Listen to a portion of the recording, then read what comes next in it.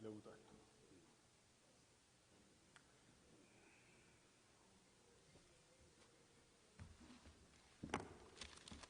ሰላም እንደምናችሁ።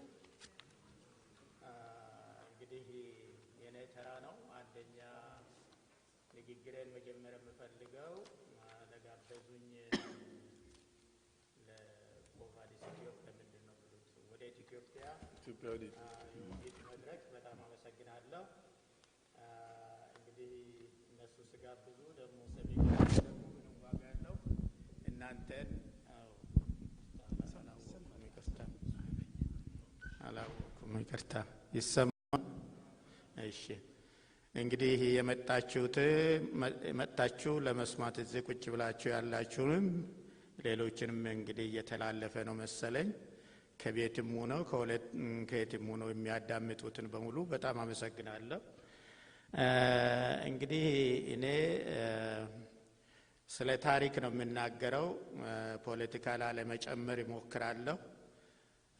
ግን ብዙ ጊዜ ታሪክም ከፖለቲካ ጋር የተያያዘ ነገር ስለሆነ ወይ ፖለቲከኞች የሚሰሩት ነገር ስለሆነ እዛ ውስጥ አለመግባቱ በጣም አስቸጋሪ ነው። እንግዲህ ታሪክ ስንል ፖለቲካ በግብር ስታይ ነው። እንግዲህ በዛ ላይ ነው የማተኩረው። ይሄ ጥያቄው እዛ ላይ ቁጭ ብለዋል። የብሔር ብሔረሰቦች ጭቆና በኢትዮጵያ አለ ወይ የለም ነው? እውነት ነው ወይ ቅዠት ነው ብለው እኔ አለ ወይ አልልም፣ ቅዠት ነው አልልም።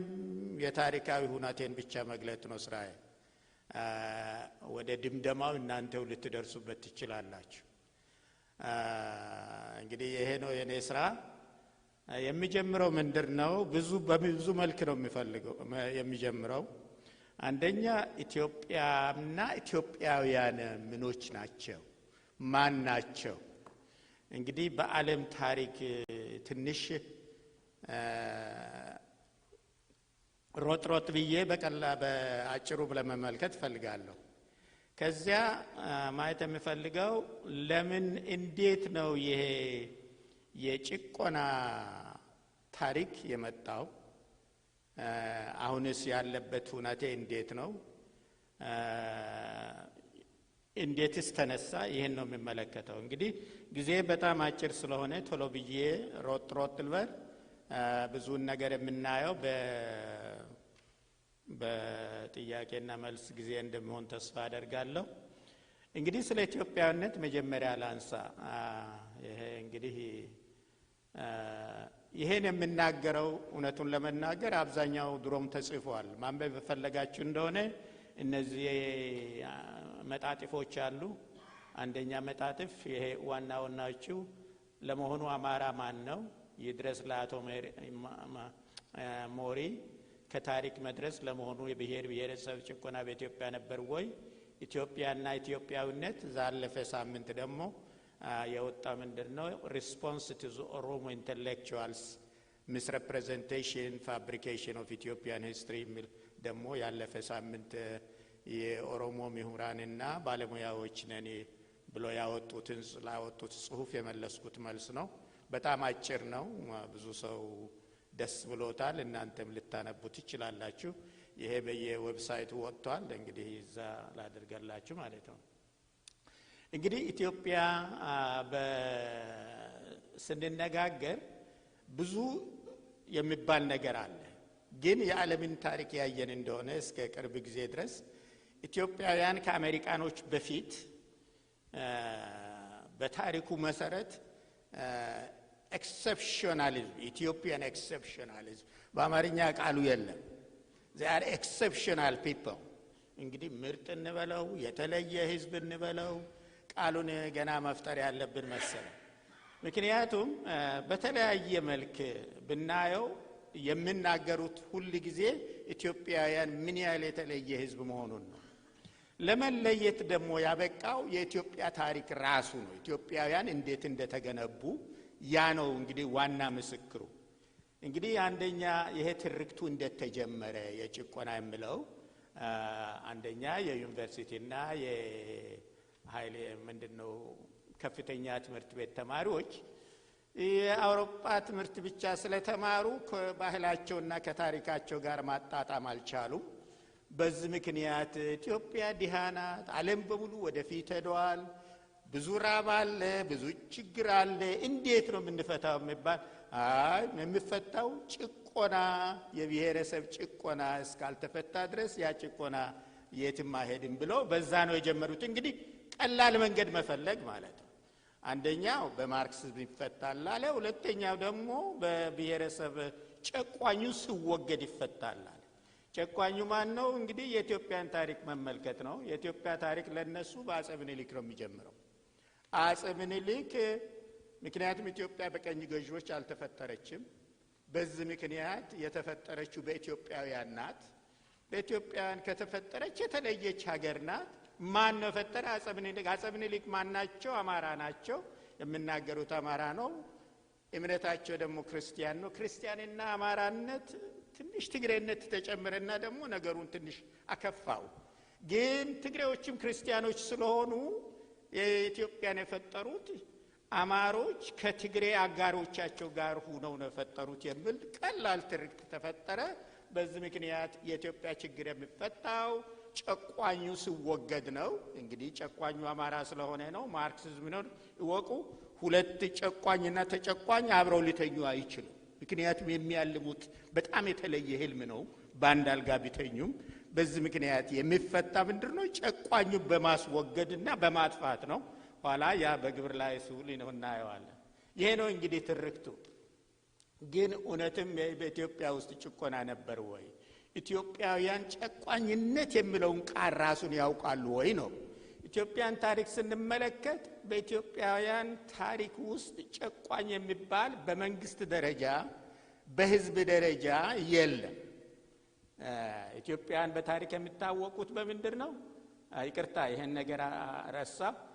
አሁን ኢትዮጵያ ያለችበት ሁናቴ ጨቋኝ ያለ አሉ። ጨቋኙ አማራ ነው። እንግዲህ ሁሉም በአማራ እስር ቤት ተቀምጦ እየማቀቁ ያሉ ብሔረሰቦች አሉ።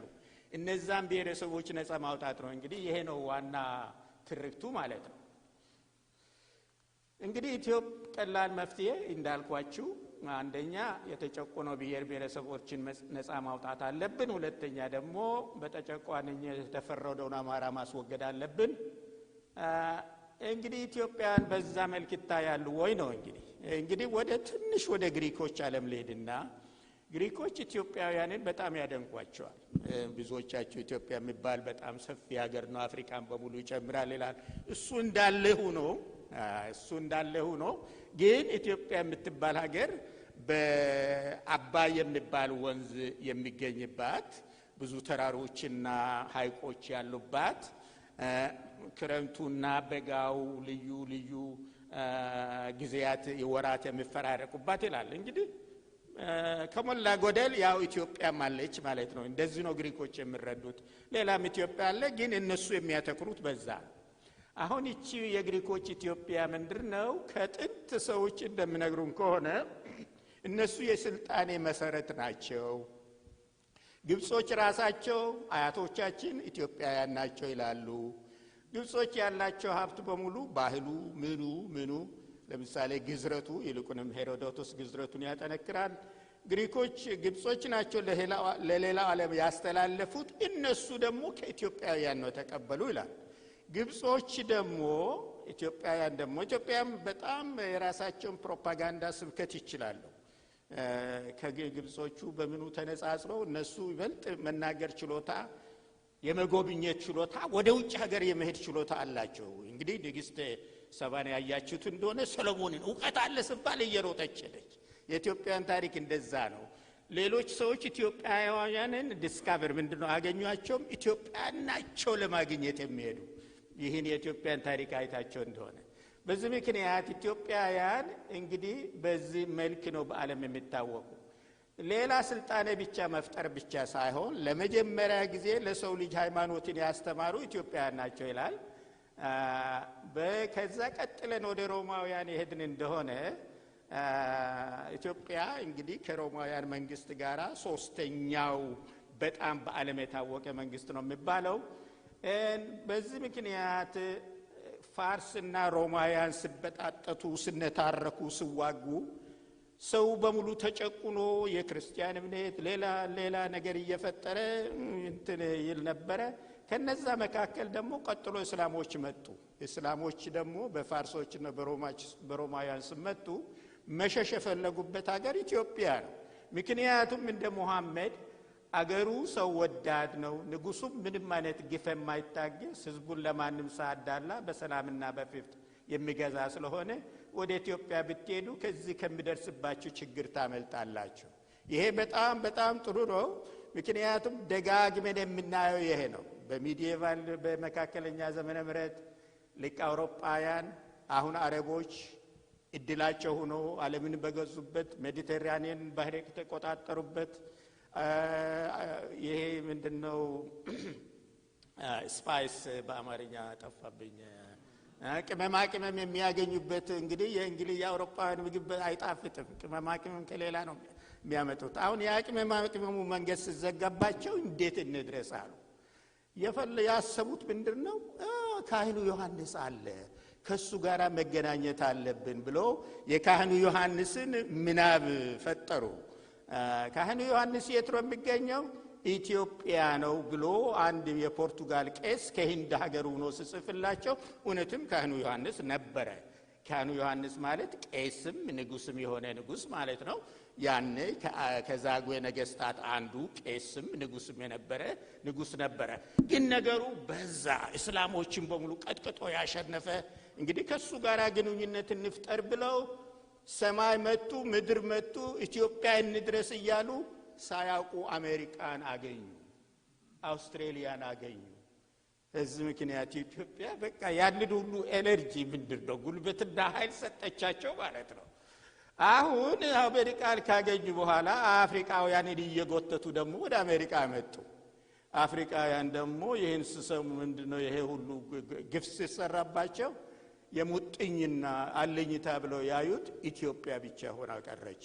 ምክንያቱም ስልጣን ያላት ሃይማኖት ያላት ካቶሊክ ክርስቲያኖቹ አውሮፓውያኑ እናንተ ሃይማኖት ያላችሁ አረመኔዎች ናችሁ፣ ምንም አታውቁም፣ እኛ ነን እኮ ሁሉን የፈጠርነው ስሉ ኢትዮጵያን ተመለከቱን። እንዴ ኢንግላንድ በቅዱስ መጽሐፍ የለችም፣ ፈረንሳይ በቅዱስ መጽሐፍ የለም፣ ኢትዮጵያ ግን በቅዱስ መጽሐፍ አለች። እናንተ ምንድነው የምትለፈልፉ? ከናንተ በፊት እኮ እኛ ጥቁሮች ክርስቲያን ነበር ብሎ እንግዲህ እውነቱን እንቅስቃሴ ኢትዮጵያኒዝም የሚባል እንቅስቃሴ ፈጠሩ። በመጨረሻ ላይ ኢትዮጵያኒዝም አፍሪካውያንን ወደ ነጻነት አደረሰ ለማለት ይቻላል። ከዛ በኋላ አፍሪካውያን እውነቱን ለመናገር የኢትዮጵያን ባንዲራ ተቀበሉ። አብዛኛው አፍሪካ ባንዲራ የተመለከታችሁ እንደሆነ የኢትዮጵያ ባንዲራ ነው። ከዛም ደግሞ የተረፈ የቀረ ደግሞ ይሄ አውግስቶስ የሚባለው የኢትዮጵያ ባንዲራ የዓለም ትራፊክ መብራት እንዲሆን ደግሞ በቃ ጨማምሮ ሰጠ። አሁን ሁላችንም በዛ ባንዲራ ስር ህጉን እየጠበቅን እንገኛለን። ከዛ ኢትዮጵያውያን ራሳቸው ምኖች ናቸው። ይሄ ነው የሚለው አንድ መካከለኛ በ16ኛ ዘመነ ምህረት የጻፈው ሰውዬ ኢትዮጵያውያን በሙሉ ባለንቁ አእምሮና ባለመልካም ምግባር ናቸው። ጭካኔ የሚባል ነገር የላቸው። ደም ማፍሰስ አይወዱም። በደልን በቀላሉ ረሱታል። በመካከላቸው ብዙ ጠብ የለም። ቢጣሉም እንኳን እምብዛም ሰይፍ አይማዘዙም። ታዲያ አብዛኛውን ጊዜ የሚገላገሉት በቡጢና በጥፊ ነው ብሎ በቃ እንግዲህ በአውሮፓ ቢሆን ጠመንጃህን ወይ ደግሞ ምንድነው ሳንጃህን ነው የምታነሳ። ኢትዮጵያን ግን ወደዛ ደረጃ አይደርሱም። ታዲያ ምንድነው የሚሉት? በቡጢ ከተፈታቱ በኋላ ብሎ ከደከማቸው በኋላ ምንድነው የሚሉት? ወደ አካባቢው ባላባት ይሄዳሉ፣ ወደ አስታራቂ ይሄዳሉና ይሄ ጠበቃ የሚፈልገው ገንዘብ ምን ይቀርበታል ማለት ነው። ከዛ ቀጥሎ ፕላውዴን የሚባል ደግሞ ኢትዮጵያውያንን በጣም ያደንቃቸዋል። ምክንያቱም ማንም ሰው ሲወለድ ሳለ ከፍተኛ እምነት በራሱ ላይ አለ። ተመልከቱ ምን እንደምለው የእድልና ያለመታደል ጉዳይ ሆኖ ነው እንጂ አንዱ ከሌላው ለጊዜ እኩል ባይሆንም እንኳን በኢትዮጵያ ማንኛውም ሰው በመሰረቱ ያው እኩል ነው። እያንዳንዱ ኢትዮጵያዊ ራሱን ለታላቅ ዓላማ የተወለደ እንደሆነ አድርጎ ያምናል። በፍጹም የማትረባ ፍንጣሪም እንኳን ብትሆን ይህንን ምኞቱን ታቀጣጥለዋለች ይላል። እንግዲህ ምክንያቱም ትንሽ ምክንያት ካደረጉ ነገ እኔ የንጉሱ አማካሪ ሳልሆን አልቀርም ብሎ ያስባል። እንግዲህ ይሄ ተስፋም የለውም። ግን ያቺ ነጸብራቅ ያቺ ጩራ በምንድነው ፍንጣሪ በሱ ልብ ውስጥ አለች። ነገ እኔ አንድ ትልቅ ሰው ይሆናለሁ፣ ትልቅ ቦታ እደርሳለሁ ነው። ኢትዮጵያን እንግዲህ ይሄን ነው ይሄ ያጠቃልላል የኢትዮጵያውያን ሁኔታ። በአንድ ግለሰብ ይቅርታ ምን አደረጉት? በአንድ ግለሰብ ላይ እንዴት ሊገኙ ይችላሉ ብዬ ለማሰብ በሚከብድ መልኩ በአንድ ኢትዮጵያዊ ውስጥ የተለያዩ ባህሪያት በአንድነት ተዋህደው ይታያሉ። ከባቸው ያለው ተፈጥሮ ማለትም ገደላ ገደልና ቀልቀል ተራራና ሜዳ እንደሚፈራረቁ ሁሉ እንዲሁም ቁርና ሐሩ እንደሚዛነቁ የኢትዮጵያኖችን ባህር ልክ እንደዚያ የተለያየ ነው። አንዳንድ ነጻነት ቢሰጠኝ የኢትዮጵያን ባህር እንደሚከተለው ልገልጽ እፈልጋለሁ። አንድ ኢትዮጵያዊ በተሰጥኦና አዲስ ሐሳብ በማፍለቅ ችሎታ በመቀበል ችሎታ እንደ ፈረንሳዊ፣ በተግባሩ ማለትም ከስልጣኑ ስር ያሉትን በማዘዝን ስልት እና በማስተዳደር ብልሃቱ እንደ እንግሊዛዊ፣ በኩራቱ እንደ እስፓኒያዊ፣ በሃይማኖት አፍቃሪነቱ በአመለለስነቱ በቻይነቱ እንደ ሩሲያዊ ብሎ ከዛ በላይ ያቺ የታችኛው አትነበብ ይቅርታ አድርጉልኝ። ግን እነዚህን ሁሉ በአንድ ነገር ይበልጣል ይላል።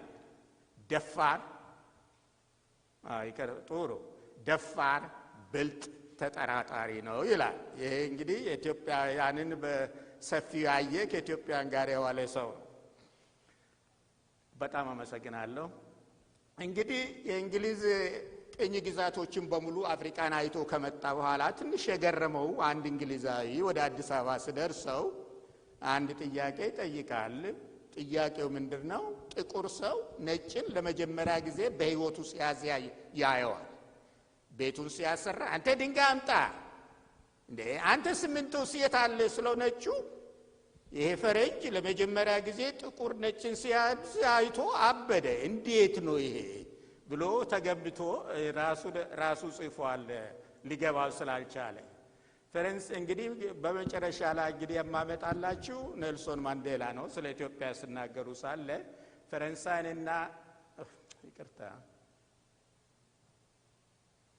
ፈረንሳይንና እንግሊዝና አሜሪካን ጭምር በተናጠልም ሆነ ባንድ ጋር ከሚሸራሸር ይልቅ እጅግ በጣም የሚጎበኝ የነበረው ኢትዮጵያን መጎብኘት ነው ይላሉ።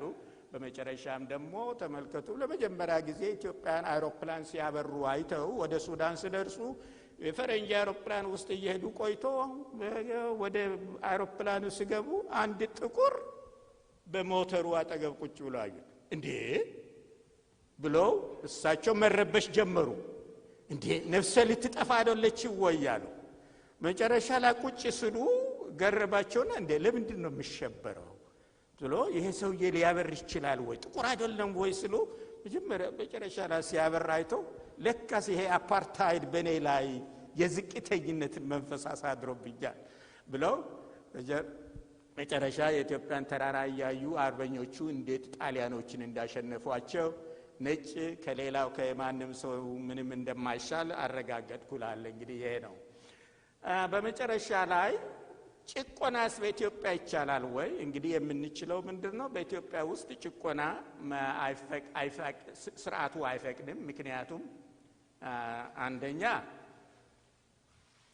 መደብ ምንም አይነት በደል የማይታገ ማነው ስሙ ራሱ ማነው መሐመድ የኢትዮጵያ ንጉስ በምንም መልክ በደልን የማይታገስ ማንም እንዳይነካ የሚፈልግ፣ በሌላ በኩል ደግሞ የኢትዮጵያ ህዝብ የኢትዮጵያ ህግ ምንድነው የሚፈልገው ከንጉስ እቺን ነው የሚለው ከመሳፍንት እስከ ተራ ህዝብ ያለው ማንኛውንም ሰው አቅድ ባለው ህግ ማስተዳደር እንደሁም ከቁጣ የራቀ አለ ህግ ከመቅጣት የተቆጠበ መሪነትን ማስመስከር አለበት ይላል።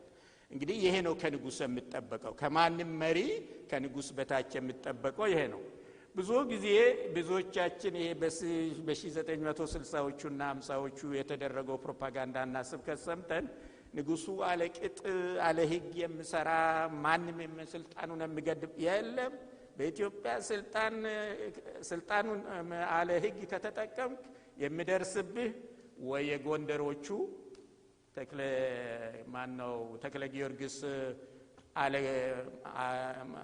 መሳፍንቱንና የሀገሩን ህዝብ አለ ሳያማክር ግብር እንደጣለባቸው ምን ባሉ ከበገ ምድር የለ ግብር በሰማይ የለ ዱር በገ ምድር ደረቱን ለጦር እግሩን ለጠጠር ነው እንጂ ግብር አይገብርም እንድንገብር ከፈለጋችሁ መጀመሪያ አማክሩን በዚህ ምክንያት የኢትዮጵያ መንግስት አለቀ ዘመነ መሳፍንት ተከፈተ ሌሎች አጼ ዘድንግል እንደዛ አጼ ሱስንዮስ እንደዛ ሁለቱም ከስልጣናቸውን ለቀቁ አንዱ የግዴታ እኔ ንጉስ አይደለሁም ማለት አንደኛው ደግሞ ተገደለ ምክንያቱም ስልጣናቸውን አለ ህግ ፍላጎት ስለተጠቀሙ በትንሽ ከፍ ታደርግልኝ እስኪ አጼ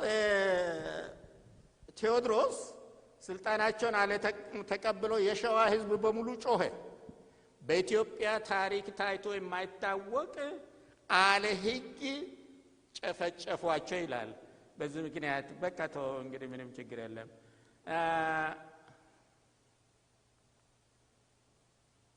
እንግዲህ ስንዘረዝር ምንድነው በኢትዮጵያን በጣም ኤክሰፕሽናል ህዝብ ናቸው ሁሉም ያደንቃቸዋል ግን ራሳችንን አናውቅም ችግሩ ያ ሁሉ ችሎታ ያ ሁሉ ታሪክ ያ ሁሉ ክብር ይያለን እንዳው በዙፋን ላይ ተቀመጥ ሲባል አይ እኔ አመድ ነው የሚሻል የምንል አይነት ሰዎች ነን ልል ከዛ ምንድነው የምለው አማራ የሚባል ህዝብ ነው ጨቋኝ ነው የተባለው የተወሰነ ህግ በኢትዮጵያ ህዝብ በኢትዮጵያ ታሪክ ውስጥ የተወሰነ ህዝብ አለ ወይ ብሔር ብሔረሰብ የሚባል ነገር ለመጀመሪያው ነው አለ ወይ የኢትዮጵያን ታሪክ ያየን እንደሆነ ብሔር ብሔረሰብ ማለት አይቻል እኔ አለ ብዬ አላምንም እኔ ራሴ መጀመሪያ መኪና ያየሁት 11 አመት ሲሆነኝ ነው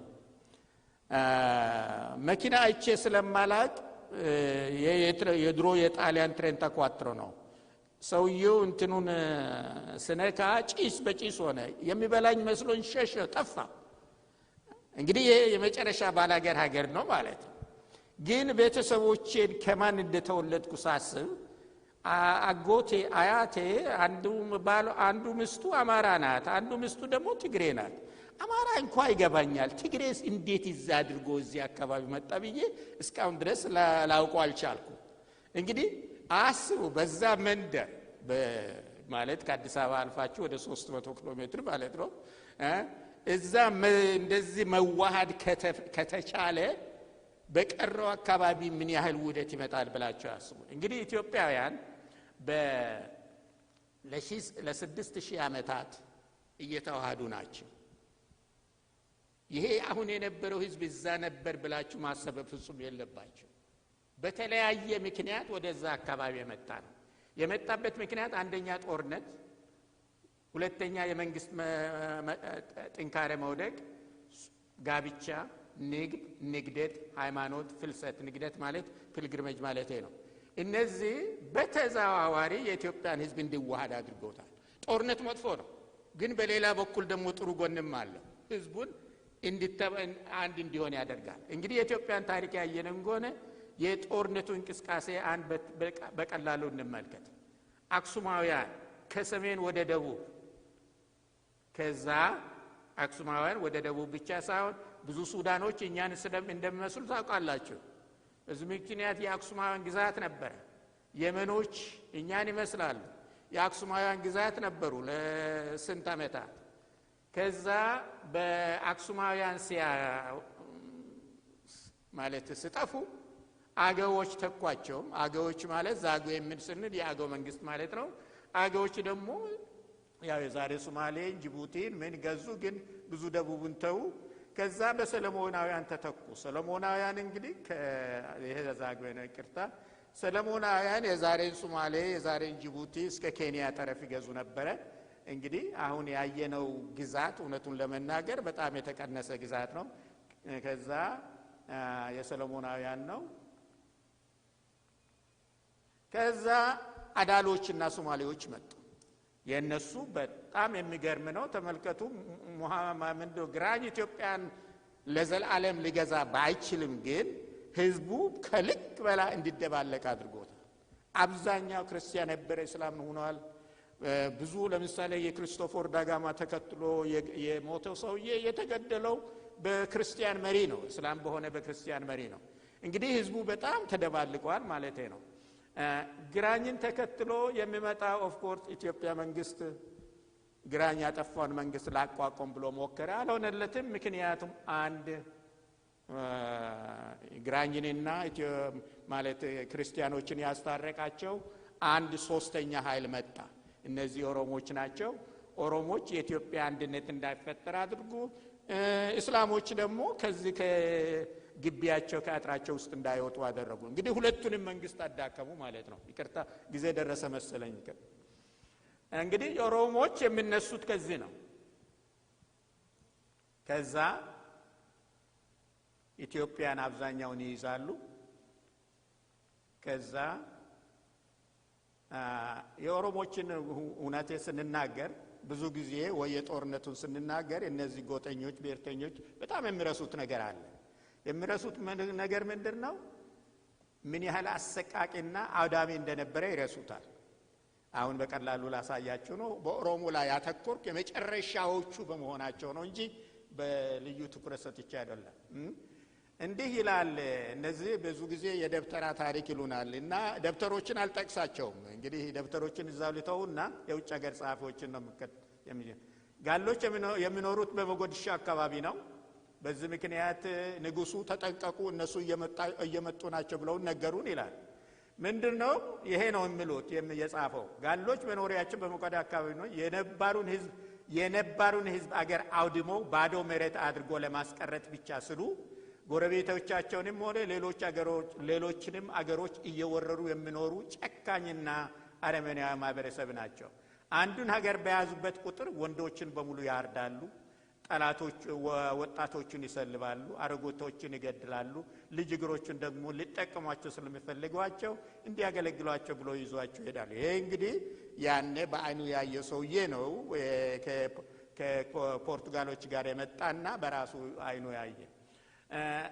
አሁን የኢትዮጵያ ደግሞ አንድ ኦሮሞ ሲጽፉ ሳለ ኦሮሞ ናቸው እንግዲህ ደብተራ ናቸው ተብሎ እንግዲህ አይወቀሱም። እንዲህ ነው። በሉባነት ማዕረግ እስከሚሾም ድረስ የጋላ ብሔረሰብ አባል አይገዘርም ብቻ ሳይሆን ልጅ እንኳን ቢወልድ እንደ ወላጅ ሆኖ በስነ ስርዓት ማሳደግ ፋንታ እንደ ውሻ ቡችላ ውጭ ጥሏል። በዚህ ሹመት እያለ ሰው ካልገደለ ደግሞ ጠጉሩን አይላጭም። የግድያ መለየው በመሆኑ ደግሞ ጉቶ አያሳድግም። ታዲያ የሞት ፍርድ እንደተፈረደበት ሰው ዘውትር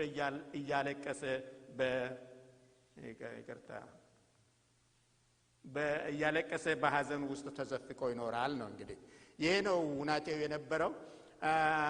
እኔ እንግዲህ እንትን ለማድረግ አይደለም። ብዙዎች የብሔርተኞች የማይናገሩት ነገር ይሄ ነው። ብዙ ጭፍጨፋ፣ ብዙ ስልጣኔ የኢትዮጵያ አሁን ለምሳሌ በ16ኛ ዘመነ ምህረት የመጡ ሰዎች ይልቁንም ፖርቱጋሎች ሲጽሙ በጣም ቆንጆ ከተሞች፣ ደስ የሚሉ አትክልቶች እንዲው በአውሮፓ አይተን የማናውቅ ይላሉ። ያ ሁሉ የተደ ተብሎ ሲጠየቅ እንግዲህ ሁለቱ ወሬራ ናቸው ኢትዮጵያን ከልክ በላይ ወደ ኋላ የመለሱት ብለው ነው የሚመልሱት። ይቅርታ እንዴት ነው አሁን በዛ ወረራ ምክንያት እንዲህ ነው የሚለው ከካስልና ከፖርቱጋል የሚያካክሉ ባሌንና ደዋሮን ወስደዋል። እንዲሁም ልክ እንደ ፈረንሳይ ምድር የሚያክለውን ሀዲያን በሙሉ ወስደዋል። በዚህ ምክንያት ግዛቶቻቸውን በጣም አስፍተዋል ማለት ነው። ይቅርታ ይሄው ኦሮሞች መምጣት በኢትዮጵያ ታይቶ የማይታወቅ የብሔረሰብ ፍልሰት ፈጠረ። ከፍተኛ ፍልሰት ታላላችሁ። ያንን ፍልሰት ይሄ ሶማሌዎች ራሳቸው በሬቱ ኦሮሞዎች ራሳቸው ምክንያቱም እርስ በርሳቸው ስለሚዋጉ ደግሞ አንዱ የኦሮሞ ክላን ጎሳ ሌላውን የኦሮሞ ጎሳ መሸሽ አለበት። በዚህ ምክንያት ከፍተኛ የህብረተሰቡ ውጥንቅጥ ወጥቷል ማለት ነው። ያ ጦርነት ነው። ግን አንድ ጊዜ ያ ጦርነቱ ካለቀ ህዝቡ ይዋለዳል፣ ይዋሃዳል፣ ይጋባል፣ ኑሮ እንዳለ ይቀጥላል። በዚህ ምክንያት ነው ኢትዮጵያን የመርሳት ችሎታቸው በጣም ከፍተኛ ነው የምለው። ኦሮሞች እንግዲህ በጣም እንትናም የሚጠቅሰው ሀዲያ ትልቅ ሀገር ነው። የዛሬ ባሌን፣ ሐረርን፣ ግማሹን ስዳሙን ያጠቃልላል። አሁንም ወደ አሩሲ ሄዳችሁ እንደሆነ ሀዲያና 80% ሀዲያና ከምባታ ናቸው በኦሮሞኛ ስር ያሉ። ለምንድን ነው የሆኑት? ነዋሪውን ያጠፋል። ካላጠፋ ደግሞ በጣም ጥቂት ሆነ ጎሮ በሞጋሳና በገባረ ስርዓት የራሱ አባል ያደርጋቸውና ግን ቋንቋቸውንና ባህላቸውን መጠቀም አይችሉም። እንግዲህ ጭቆና የሚባለው ይሄ ነው። የራስን ቋንቋና ባህል ልትጠቀም አትችልም። ከዚህ በኋላ የምታደርገው ምንድነው? የኦሮሞ ባህልን ትወስዳለህ፣ ከኦሮሞች ጋር እውነት ዘምታለህ። በዚህ ምክንያት ነው እንግዲህ ይሄ ሁሉ ዘመቻም በእነሱ ስር ለመሆን የቻለው። ምክንያቱም የሚዘምቱት ያሉት እነዚህ የተገደዱት ተገደው የኦሮሞ ባህልና የኦሮሞ ሕዝብ አወቃቀር የተቀበሉት ሰዎች ናቸው የሚዘሙ ያሉ፣ ኦሮሞች አይደሉም። ብዙዎቹ አሁን ለምሳሌ ወደ ራያ ምናምን ሄዳችሁ እንደሆነ እነዛ እውነቱን ለመናገር ኦሮሞች አይደሉም፣ ሀዲዮች ናቸው። አንድ ጊዜ ኦሮሞን ከተቀበሉ በኋላ የግዴታ እዛ አካባቢ መሄድ አለባቸው። ለምሳሌ እዛ ጠቅሻለሁ። ይሄ ሁምባና ፍልሰት ማለት ከሸዋ ተነስቶ እስከ ትግራይ የደረሰው የሀዲያ የኦሮሞ ቡድን ነው። እንግዲህ የሀዲያ ፍልሰት ተመልከቱ። ሀዲያ ያንን ሁሉ አካባቢ ጥሎ በጣም ሰፊ ቦታ ሄደዋል ማለት ነው። እነዚህ እንዴት እንደፈለሱ ነው። ኦሮሞዎች ከፈለሱ በኋላ እና ቦታ ከሰፈሩ በኋላ ኢትዮጵያን መሰሉ። ብዙዎቻቸው ሰፈሩ፣ መግደል ምን ማቆሙ፣ ግን በሌላ ነገር ተሰማሩ፣ ባርነት። እነዛ ኦሮሞ የሆኑትን ሰው ህብረተሰቦች ወይ ደግሞ አካባቢ ያሉትን ሰዎች በባርነት መሸጥ። ይሄ እኔ አይደለም የሚጠቅሰው፣ የኦሮሞ ምሁር ናቸው፣ መሐመድ ሐሰን ናቸው። እንደዚህ ይላል። ኦሮሞች ከእረኝነት ኑሮ ወደ ግብርና ተግባር እንደተሻገሩ የሌላውን ከብት ለመዝረፍና ነዋሪዎችን ደግሞ በባርነት ለመሸጥ ስሉ አካባቢያቸውና ገርቦታቸውን መውረር ዋና ሙያቸው ሆኖ ቀረ። የባሪያ ጥቅሙ ሁለገብ ነው። በባሪያ ጋማ ከብት ጠመንጃ ይሸመትበታል፣ መድኃኒት፣ የክት ልብስ ይገዛበታል፣ እንደ ስጦታ ዕቃ ይሰጣል። ስለዚህ ባሪያ ከማንኛውም ሀብት በላይ የሚፈለግ ብርቅ ዕቃ ነበረ። በጎጃም፣ በበገምድር፣ በምጽዋ፣ በቀይ ባህርና ዙሪያ እንዲሁም በሸዋና ባህር የሚገኙት ባሮች የሚሸጡት ባሮች በሙሉ ከዛ አካባቢ የመጡ ናቸው ማለት ከግቤ አካባቢ የኦሮሞ መንግስታት በፈጸሙበት ማለት ነው። ግን ኦሮሞዎች ብዙም ሳይቆዩ የኢትዮጵያ መንግስት አካል ደግሞ ሆኑ። ይሄ በጣም አስፈላጊ ነው። ከዚህ በኋላ አካል ከሆኑ በኋላ በኢትዮጵያ መቼም አንድ መንግስት አንድ ሀገር መውደድህን የምታሳየው ነፍስህንና ስጋን ስትሰጥ ነው። ኦሮሞዎች እንግዲህ አንድነት ሲጮህ በኢትዮጵያ ጦርነት መዋጋት ጀመሩ። በ1632 ዓመተ ምህረት ላይ ራሱ ኦሮሞዎች ከፍተኛ የኢትዮጵያ መንግስት ባለስልጣኖች ነበሩ። ከዚያም አልፎ ደግሞ ተዋይደው የሰውዬ ለምሳሌ አዛዥ ተክለ ስላሴ ከፍተኛ በኢትዮጵያ ላይ የታወቁ 10 ሊቃውንት ናቸው። የነዚህ 10 ሊቃውንት ሊቀመንበር ነው፣ መሪ ነው። እንግዲህ በዚህ በ40 ዓመት ውስጥ ምን ያህል እንደተዋሃዱ ነው የሚያሳየው። ይሄውላችሁ እንግዲህ ዘመነ መሳፍንት ኦሮሞዎች እንግዲህ ዘመነ መሳፍንት ዘመነ መንግስተ ጋላ ነው የሚለው መጽሐፍ ታሪከ ነገሥት። እንግዲህ ዘመነ መሳፍንት ማለት ኦሮሞዎች የኢትዮጵያን መንግስት ከፍተኛ ቦታ ይዘው ይቆጣጠሩበት የነበረበት ጊዜ ማለት ነው። ይሄ ከፍተኛ ውደት ነው።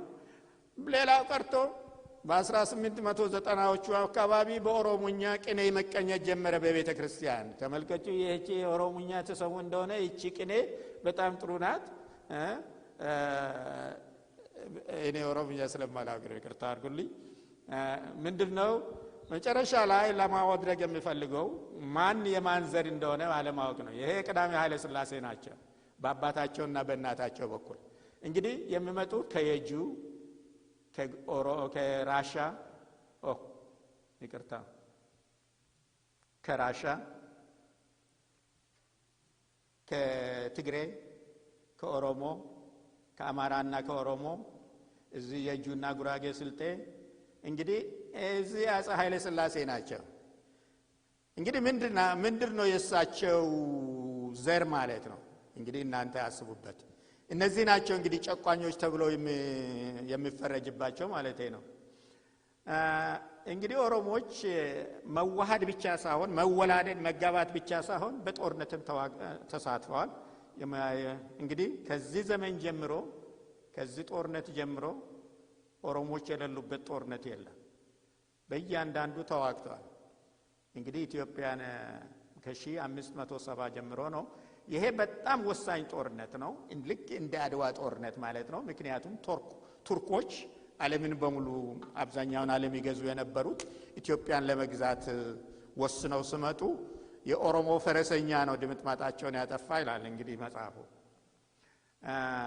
ከዛ የአውሮፓውያን ወረራ ሲመጣ እንግዲህ ኦሮሞዎች በከፍተኛ ደረጃ ተሳትፈዋል። ይሄውላችሁ አዲስቷ ኢትዮጵያ ለማጠቃለል ያህል ምንድነው ብለው ኢትዮጵያ በጣም የተዋሃደ ህዝብ ነው። ይሄ የኔ ጎሳ ነው የኔ ዘር ነው የሚባል ነገር የለም። ይሄ አዲሱ ትውልድ የፈጠረው ነገር ነውና መርሳት ያለብን ባይ ነኝ። ሁለተኛ የምኒልክ ሰፋሪ አለ። የምኒልክ ሰፋሪ ማለት እንግዲህ አማርኛ ተናጋሪ ነው። ይሄ ምኒልክ ሰፋሪ ማወቅ የሚገባችሁ በሉባ ሰፋሪ ተቀድመዋል፣ በአዳልና በሶማሌ ሰፋሪ ተቀድመዋል፣ በአገው ሰፋሪ ተቀድመዋል፣ በትግሬ ሰፋሪ ተቀድመዋል፣ በአክሱማት ሰፋሪ። በዚህ ምክንያት ሰፋሪዎች እንግዲህ እስከ መቼ ነው የምንቆመው ሰፋሪ እያልን ብሎ መጠየቅ ደግሞ ያስፈልጋል። እንግዲህ የኢትዮጵያ አማርኛ የኢትዮጵያ ቋንቋ ከሆነ ቢያንስ እስከ በ10ኛ ዘመነ ምህረት አማርኛ የኢትዮጵያ ቋንቋ ነው። ዛጌዎች ደግሞ በአፈ ታሪኩ መሰረት በኢትዮጵያ ያሉትን ቋንቋ በሙሉ ምንድነው አመዛዝነው አማርኛ የተሻለ ቋንቋ ብለው የንጉሱ ቋንቋ ልሳነ ንጉስ ይሁን ብለው ወስኗል። እንግዲህ ዛጌው አማሮች አይደሉም አገው ናቸው። ደረሰ ይቅርታ ጨርሻለሁ። አማርኛ እንግዲህ ለብዙ ዘመን የኢትዮጵያ ቋንቋ ሆኗል ማለት ነው። አማርኛ ደግሞ ኢትዮጵያዊነትን አጉልቶ የሚያሳይ ስንት ደቂቃ ቀረ? እሺ ጨርሳለሁ። ኢትዮጵያዊነትን አጉልቶ የሚያሳይ ነው። ምክንያቱም በ16ኛ ዘመነ ምህረት ሉዶልፍ ሲጽፍ ሳለ በኢትዮጵያ ውስጥ ብዙ ቋንቋ አለ ይላል፣ ግን አንዱም እንኳን ወንዝ አያሻግርም ይላል። አማርኛ ካወቅ ግን ከጫፍ እስከ ጫፍ ሌላ ቋንቋ ማወቅ አያስፈልግም ነው። እንግዲህ ይሄ በ16ኛ ዘመነ ምህረት ነው። እንግዲህ በ16 ኢትዮጵያ ተመልከቱ፣ የፈረንሳይ 5 ሀገር ናት። በዛን ጊዜ 6 ነው 7 ይሆናለች። እንግዲህ ከዛ ጫፍ ወደ ዛ ጫፍ ያንን ቋንቋ በመናገር የምታልፍ ከሆነ ቋንቋው በጣም ሰፍቶ ነበር ማለት ነው። አማርኛ ከብዙዎቹ ቋንቋዎች በፊት ነው ብሔራዊ ቋንቋ የሆነው፣ ግን ምንድነው አልበለጸገም። ምክንያቱ ምንድነው? የኢትዮጵያ ነገስታት ምንም አይነት አካባቢውን ሲይዙ በስልጣናቸውን ተጠቅሞ ባለህን ርዕስ አይሉ የሚጭኑት 2 ነገር ብቻ ነው። በአካባቢ ሰላም ጠብቅ፣ ግብር ገብር። ከዛ ውጪ ይሄ ባህል ተጫነብኝ፣ ባህል ተረሳ፣ ቋንቋ ተረሳ፣ ይሄ የማይሆን ምክንያት ነው። በኢትዮጵያ ታሪክ ያልታየ ነገር ነው። ኦኬ አሁንም አፄ ኃይለ ሥላሴ አፄ ምኒልክም ሲያደርጉ ሳለ ልክ ያንኑ የአክሱማውያንን ስርዓት ነው የተከተሉት። ምንድነው? ግብር ገብር።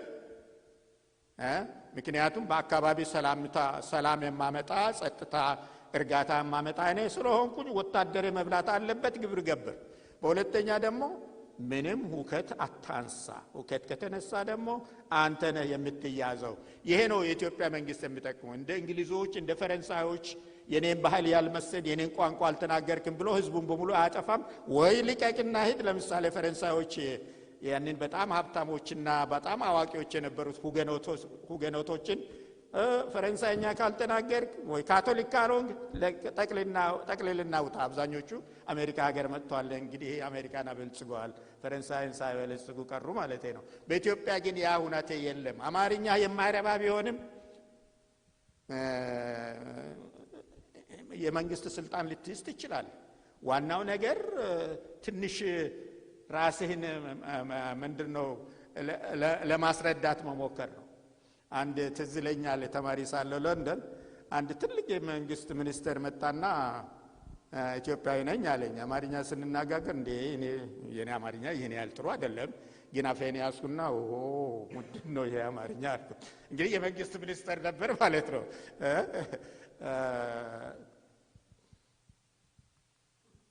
በመጨረሻ ላይ ልሩጥ ይቅርታ አድርጉልኝ የእስላም አማርኛ ነው።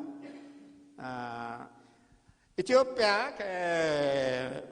ባህላዊ ትምህርቷን ትታ ወደ ፈረንጅ ተዛወረች። ፈረንጆች ደግሞ መምጣት የጀመሩት በአፄ ቴዎድሮስ በፊት ነው። ኢትዮጵያን ፈረንጆችን ከልክ በላይ በጥርጣሬ ነው ተመለከቷቸው። ምክንያቱም ብዙ ነገር ሰምቷል ስለ ፈረንጆች። አንደኛ ሀገራቸው ብርዳማ ነው፣ ሙቀቱ ደግሞ የማይቻል ነው። ይሄን ነው የሚላችሁ። ይሄ እናንተ ፈረንጆች ውሸታሞችና አጭበርባሪዎች ናችሁ፣ ወደ ሀገራችን እንድትገቡ መፍቀዳችን በጣም ደጎች ብንሆንላችሁ፣ ዳግመኛ ግዛቴን በፍጹም እንዳትረግ ተጠንቀቅ። እናንተና እንግሊዞች የምትኖሩበት መሬት የተረገመ ስለሆነ የእኛን ጤናማና ፈዋሽ አየር እየጎመጃችሁት ነው። አንዳችሁ እጽዋቶቻችን፣ አንዳችሁ ድንጋዮቻችን ትለቃቅማላችሁ። ምን እንደምትፈልጉ አላውቅም፣ ግን ካገኛችሁት በእኔ ሀገር ውስጥ እንደማይሆን ተስፋ ላድርግ ብለዋል። እንግዲህ ይሄ ደጃች ውቤ ናቸው እንደሱ ያሉት። ምክንያት ለነዚህ ፈረንሳዮችና እንግሊዞች ኤክስፕሎረርስ የሚሏቸው አሳሾች ማለት ነው። ከዛ አፄ ምኒልክ አፄ ቴዎድሮስ ደግሞ ምንድነው ያሉት? እናንተ አውሮፓውያን የሌላውን ሀገር ለመውሰድ ስትሹ መጀመሪያ የወንጌል ሰባኪዎቻችን ትልካላችሁ፣ እነሱን እንዲጠብቁ ብላችሁ ደግሞ ቆንስላችሁን ትልካላችሁ፣ እነሱን እንዲጠብቁ አንድ እዝ ትልካላችሁ። እኔ የሂንዱ ራዥ አይምሰላችሁ፣ ከመጀመሪያ ጦራችሁን ነው ሊገጥም የሚፈልገው። ይሄ በጣም በጣም ጥሩ ማስተዋል ነው። ምክንያቱም አውሮፓውያን አፍሪካን የያዙት በዛ መልክ ነው። እሳቸው ግን ከመጀመሪያው ገብቷቸዋል ማለት ነው። አሁንም እኛ ይቅርታ ልጨርስና ጊዜ የለኝም። የጎሳ አስተሳሰብ እንዴት መጣ ነው እንግዲህ። ኢትዮጵያውያን እንደዚህ ከሆኑ የጎሳ አስተሳሰብ ልክ እንደጀመርኩ የ1950ዎቹ እና 60ዎቹ ተማሪዎች አስተሳሰብ ነው። ዋና መነጋገሪያ አንቀጽ ሆኖ ቀረ። ከዛ ጣሊያኖች መጡ። ጣሊያኖች ደግሞ በፀሐይ ስር ሀገር እንፈልጋለን አሉ። ከዛ እነሱ የፈለጉት ምንድነው? ይቅርታ ኢትዮጵያን አፍርሳ ለመያዝና ህዝቧን ለማስፈር የትግሬና የሸዋ ፖለቲካ የሚል ጀመረች። ትግሬንና ሸዋን ማጣላት ማለት ነው። ብዙ ጊዜ አሁን የትግራይ ሰዎች በአማራ ላይ ይሄ ሁሉ ጥላቻ ስላላቸው አትፍረዱባቸው። መጀመሪያ የተጻፉት መጽሐፍት በጣሊያኖች ስለሆነ እነዚህ የጣሊያን መጽሐፍት አሁን ስታነቡት ይገርማቸዋል። አሁን ብዙ የትግረኛ ታሪክ ጸሐፊዎች ያንኑ ዝባዝንኬ እየደጋገሙት ነው። አሁን አንድ ሰውዬ አንድ ትልቅ መጽሐፍ ጽፏል ስለ አፄ ዮሐንስ። ልክ ያንን ዝባዝንኬ ይደግመዋል። ግን ጣሊያኖች ለራሳቸው ፕሮፓጋንዳ የፈጠሩት ታሪክ ስለሆነ ብዙ መጠንቀቅ አለብን። ሁለተኛ የወንጌል መልእክተኞች ናቸው እና አባ ማስያስ የምድር አሳሾች ነው ተመራማሪዎች። ከዛ ፓሮብራቻስካ ለኢትዮጵያ የጨቋኝ አማራ የምኒልክ ሰፋሪ የመጣው ከዚህ ሰውዬ ነው ታላችሁ። ባሮን ፕሮቻስካ አበሻ የባሩድ በርሜል በጣም አንገብጋቢ የሆነ ጥያቄ ለኢትዮጵያ። ያኔ እንግዲህ ኢትዮጵያን የመጀመሪያ ጊዜ የአውሮፓን ትምህርት ተምረው መጥተው ከነጮቹ ጋር እኩል ነን በምንም አይበልጡንም ማለት ትንሽ ትከሻቸውን ደግሞ እንትና። በሌላ ደግሞ የሚገርመው በአፍሪካ በሙሉ በባቡር ጥቁር መግባት በማይችልበት ሀገር ኢትዮጵያ ግን እነዚህ ባላባቶች በመጀመሪያ ማዕረግ ቁጭ ብለው ይሄዳሉ ካባቸውን አድርገው። አንዳንዱ ቅማልም ሊኖረው ይችላል። ፕሮቻስክ አገመው እንዴት ነው ጥቁር ከኛ ጋር ቁጭ ብሎ በመጀመሪያ ማዕረግ የሚሄድ? ያናደደው ከልክ በላይ። በዚህ ምክንያት ነው ይህን መጽሐፍ የፈለገው። የሚለው ምንድነው? ለኢትዮጵያ ወጣቶች ማህበር የተጻፈ ነው። አማራ ያልሆኑ የሀገር ቤት ተወላጆች በአማራዎች አምባገነን ስርዓት እንዴት ተጎዱና እንደሚማቅቁ ይናገራል።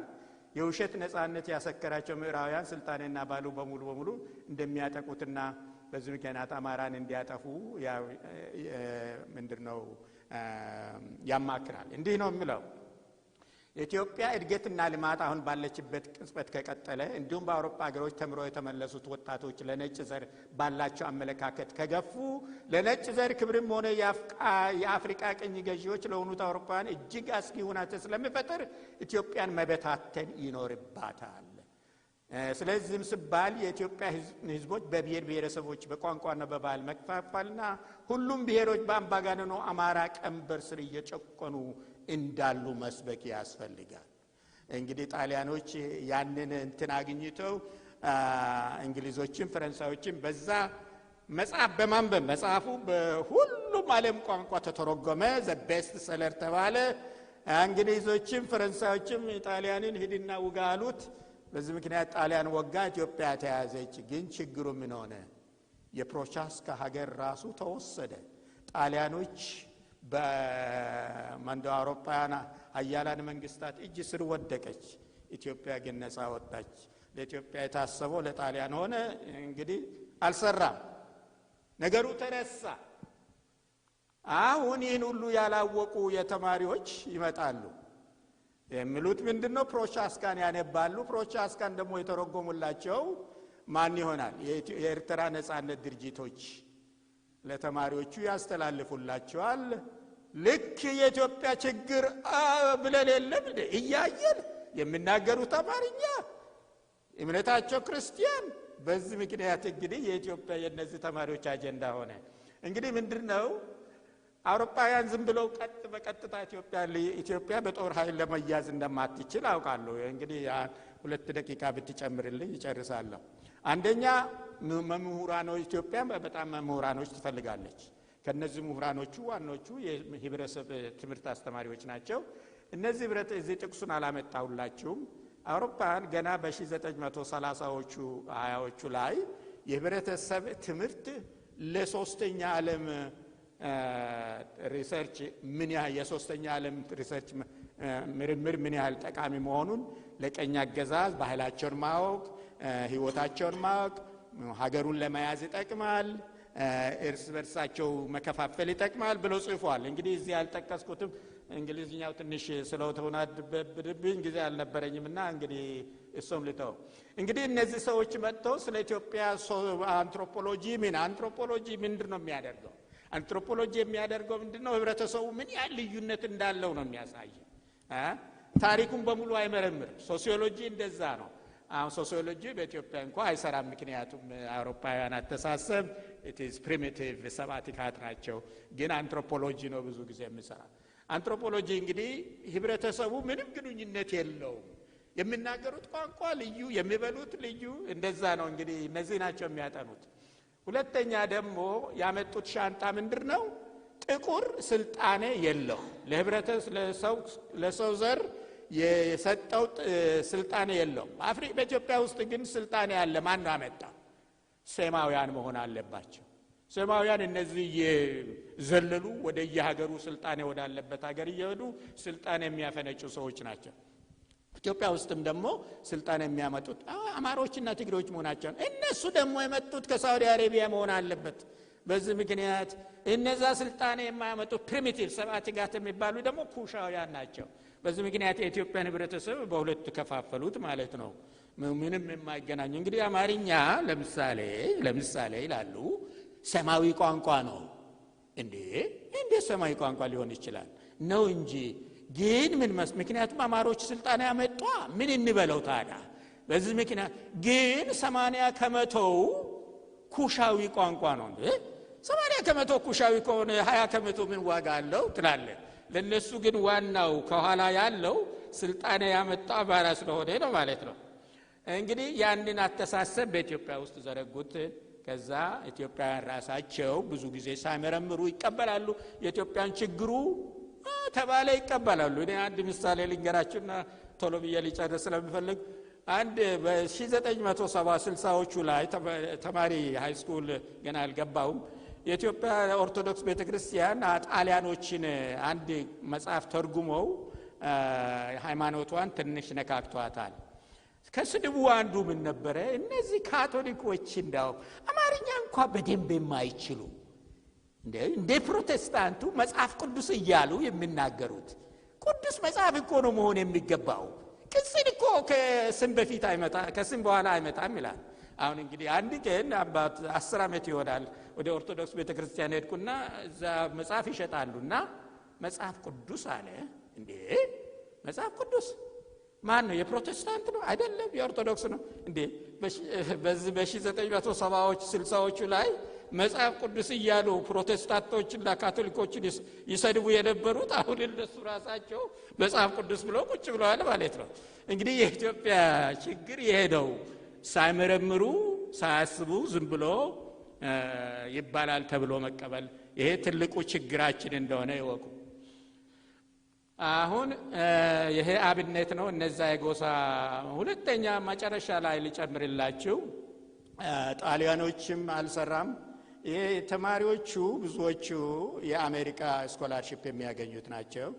አሜሪካ ደግሞ በ1960ዎቹ ላይ በጣም ፈርታለች። ኢትዮጵያ በስልጣኔ ልክ ጣሊያኖች በ1930ዎቹ እንደፈሩ በስልጣኔ በጣም እየገሰገሰች ናት። የዓለም ባንክ ብድር ብዙ የላትም እንደ ሌሎቹ አፍሪካውያንና ሶስተኛ ዓለም። ታዲያ እነዚህ ታታሪዎች እንደዚህ ከሄዱማ ወዴት አባታችን ልንገባ ነው? ቀይ ባህርን ማን ነው ከኛ እጅ? እነሱ ለሀገራቸውን ስለሚወዱ ከአረቦች ጋር እንደራደር ማለታቸው አይቀርም። ከአረቦች ጋር ከተደራደሩ ዳዳ ማን ነው ፋይዳውን የሚከፍለው? አሜሪካኖች ናቸው። ወደዛ ደረጃ ከመድረሳችን በፊት አንድ ትልቅ ስራ መስራት አለብን። ኢትዮጵያ ጠንካራ ሀገር እንዳትሆን ከአፄ ኃይለ ሥላሴ በኋላ የሚመጣው ማንኛውም መንግስት ከጦርነት እንዳይላቀቅ ማድረግ አለብን። ይኸውላችሁ እንግዲህ እንዴት ነው የምናደርገው?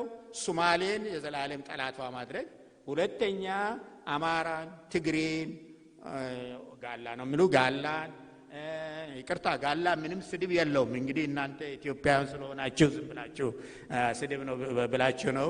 እኔ ስድብ አላየውም። ብዙ ምርምር አድርጋለሁ። ምንም ስድብ የሌለበት ቃል ነው። ምክንያቱም የክራውድ ምንድነው የመንጋ ስራ ነው የምንሰራ ያለው። ከዛ ክሲንጀር ያሰበውን ሄርማን ኮሄን በግብር ላይ አዋለለት። ይሄ ምንድነው? ይሄ ነው ክሲንጀር ያለው ከንጉሥ ኃይለ ሥላሴ በኋላ ኢትዮጵያን የሚመራ መንግስት ሰላም እንዳያገኝና አገሪቷም እንደ አረብ አገሮች ተከፋፍላና ተነጣጥላ እንድትበታተን ማድረግ ይገባል።